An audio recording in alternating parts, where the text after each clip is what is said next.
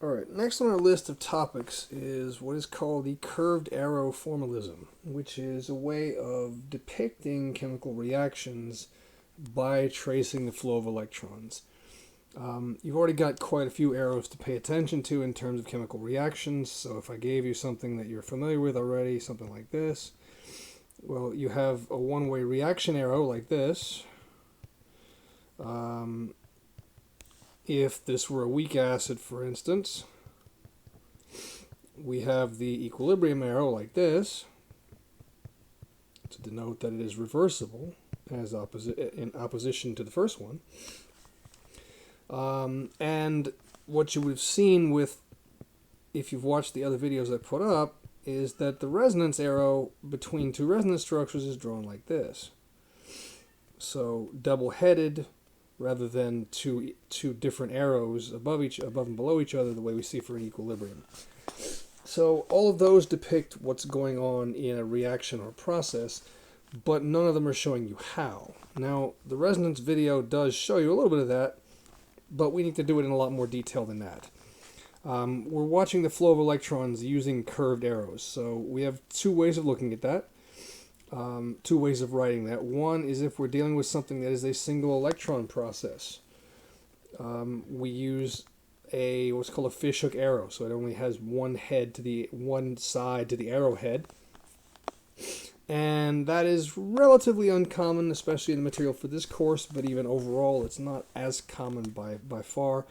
Most organic reactions are what we call polar reactions, and they work basically using two electrons at a time. So we use a normal double-headed arrow that's curved to indicate two electron motion. So it gives us layers of detail. It allows us to see what's going on. So here's what I want you to see from that. So if I take something like this, again using an example that you're familiar with from the past, and give you a chemical reaction, then what you have would be something like this. It's not as informative as we might like it to be, because it's incomplete in a lot of ways. First of all, it's all formulas, which for organic chemistry is usually not the way you want to go. We typically are going to be drawing Lewis structures at least for everything we do. So even if I drew that, it's not as informative as it could be. So if I put in all of the lone pairs, and I'm just going to draw Lewis structures instead of Vesper, just to make this quick, I can see what's happening, but I'm not really following it all that well. You know, I'm not necessarily seeing everything I'd like to see. So, the curved arrow formalism allows me to see a lot more because I'm following every electron as it's working. So, if I were going to do that here, it would be the second reaction I've drawn here, but it would have some additional pieces with it. We'd have some things that are tracing electron motion, and we'd have some logic behind it. Now, we're going to talk more about that logic in the next video, but just to get the arrow part out of the way, I'm going to have this pair of electrons here, and I left one off, actually. There should be another pair here on this oxygen. So I'm going to have a pair of electrons here attacking the hydrogen. That is the bond. That's the pair of electrons that ends up as this bond. And the chlorine attached to the hydrogen only has 3 pairs of electrons. The 4th pair is shared in bonding. So that ends up broken.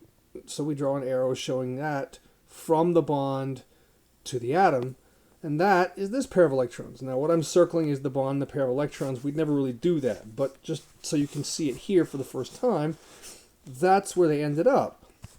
So if I show that type of detail with the reaction as I'm going along, then when things get a little more complicated, I can start to rationalize what's happened. Now, this is a relatively simple reaction, one you're familiar with from General Chem, maybe even Intro Chem, but here's the detail behind it. Now, this is going to help us a lot, and it's what we call a reaction mechanism of not just looking at what's forming, but let's look at how it forms atom by atom, electron by electron, and bond by bond, so that we need to know how things work, then working out things that are similar is a lot simpler. Otherwise, organic chemistry turns into sort of a can you memorize the phone book type problem. And the answer is, for most people, no. So if you try to memorize your way through this course without any understanding of why it works, it generally does not end with you having a very good grasp of material or a very good grade. So let's try and fix both of those. We're going to think about why things happen and how they happen all the way through, starting from Chapter 1. And we're going to start that with the next video on the functional groups.